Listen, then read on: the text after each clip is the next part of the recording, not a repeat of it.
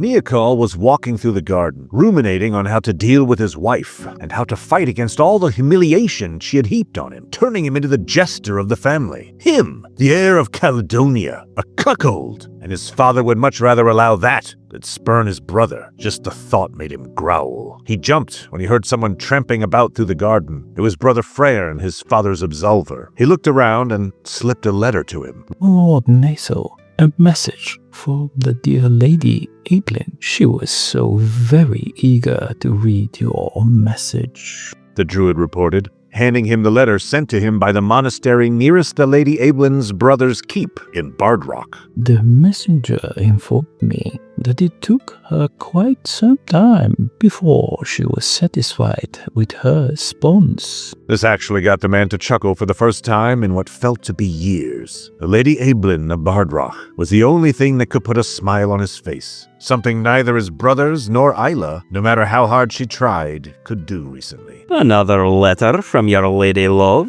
Rybert mocked him as he approached with a teasing smile. The man was surprised by the smirk on his brother's face. That is the only reason you ever smile anymore. Say the word, brother, and I shall arrange a meeting. Nay, people may suspect, and Dwayne would get word of it, and he would report it to Podred and Riggin. Your brother is a bastard to that knave, Bardrock, and it would make my head hurt seeing father choose Dwayne and him over us. Neokol replied now, his earlier dourness returning in full force as he looked at the letter. This is why you should wed her. The three men turned to look at the two remaining brothers, Malleus and David, approaching them. If father shan't do anything, then we take care of the matter ourselves, Malleus explained eagerly, always keen for trouble. Father, I imagine, did not approve of your tour of Fortrew. How was it? The young Rybert inquired a little mockingly. Nay, he did not, but it was quite refreshing. David smirked at the memory of the raid. Druid better remember not to mock us. This turn in the conversation caused the druid to become a little uncomfortable, as he did not approve of such things as battle and raids, knowing that it was the people who suffered most from them, not the nobility. I shall be off. You can give me a letter to deliver when you are prepared, Your Highness. The druid started before he was stopped by Neokol. Wait, I know the best way to get under Bardrock's skin. The eldest of the brothers had a smile on his face. Perhaps I shall wed her as suggested. Are you mad? What of your wife? Are you not married?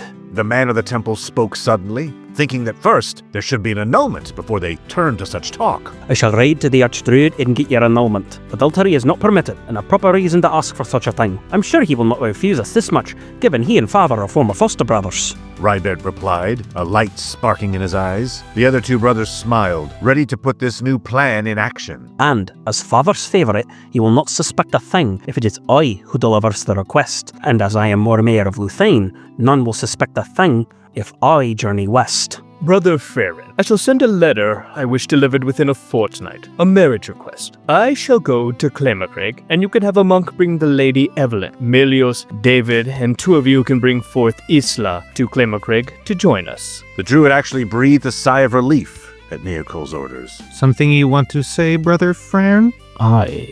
I do not like a woman breaking sacred vows for her own pleasure, and like the notion of causing an angelic maiden like Evelyn a pain. This plan seems to me the gentlest.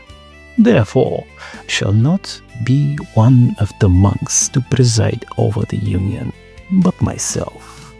It was a speedy flight for Neokol to reach Claymercraig, and shortly afterward, Lady Evelyn arrived, as did his three siblings, Malleus, David, and Isla. The wedding was small, quiet, and for the first time in a long time, a happy moment for the siblings and Neokol's new wife. The lady was a blonde-haired woman with clear gray eyes and an easy smile. She was also of an optimistic, cheerful nature than her changeable brother. It was as he swore himself to her that Neokol wondered, if briefly so, if maybe the marriage to Aina had gone wrong from the beginning. During that ceremony, she had continuously sighed and looked irritated, even as she caressed her new gold rings. Her brothers had done much the same, whereas with Evelyn, every moment was one to be enjoyed. She seemed to revel in his company for its own sake, and hardly paid the lack of ostentatious display of earthly wealth any mind. She had agreed, he knew, only on condition that Aina be set aside. It was at this time that he found himself rather excited for the announcement of the annulment to be made. All he feared was his father's wrath, but even that seemed secondary to the happiness of his new bride. Joyous as the wedding was, with Isla playing the role of bridesmaid, David the role of the father for her in place of her brother, and Malleus imbibing more than his share of ale, there remained a shadow on the horizon. Not that any of them paid it the attention they ought to have. What none noticed was one of the monks hurrying away to send a rider northeast. 2 days later, when Bardroch heard about his sister's flight from his lands to wed a man he did not approve of, he flew into such a rage that even his friends, the McRingans, could not calm him. He was to march on the castle with a collection of his finest men, 20 in total, and was to arrive at the courtyard ahead of Neokul himself and proclaim that he wished for the Tannist's head. I will see him dead for the dishonor he has inflicted on my house, he shouted furiously to the astonishment of all. Awakened from his sleep, it happened that Dumnall was not yet aware, as his sons had not yet returned, so he sent down messengers to ask what had happened, at which time he was informed that the man wished his sons dead. Displeased, it was Duib and Podrick who were sent out to calm him on the orders of Dumnall. Already aware, as they had discovered the truth ahead of others, or at least Podrick had, and he had informed Duib, they were to approach the man at the head of the castle guards. What brings you so far from Bardroch, brother? Podrick asked calmly of the other man. Neokul. Bring him to me, that I might hew him down here and now,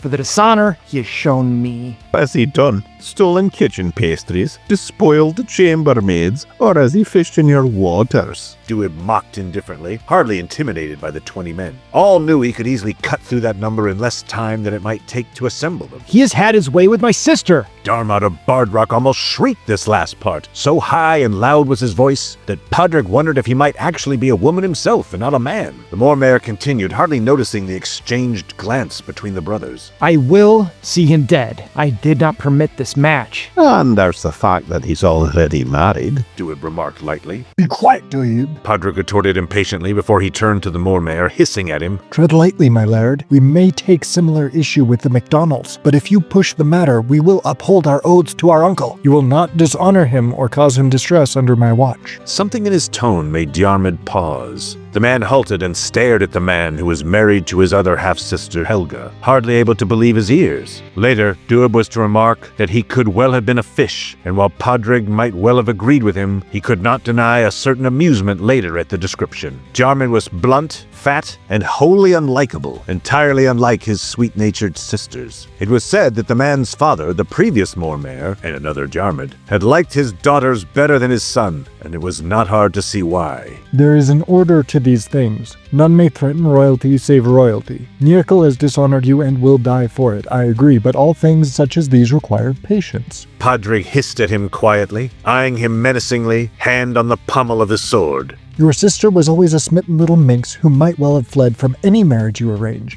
in favor of Neokul. You ought to have locked her up better. Now that the heron has fled the cage, it is too late on that account, but now we must do things differently lest all tumble out of hand. But screaming here like a child is not the way, understood? Diarmid nodded his head, his face no longer scarlet with fury, but blue with terror as he held his breath in. Do you have any others? Any other sisters we should worry about, just out of curiosity? Duib jested behind him, to the immense irritation of his brother. More importantly, how did you hear about this marriage so quickly? Podrick demanded of the Mormare, who stuttered out a single name. Catil. At that moment, both of the sons of Ringan froze, as they became aware of the return of the legitimate heir to the kingdom.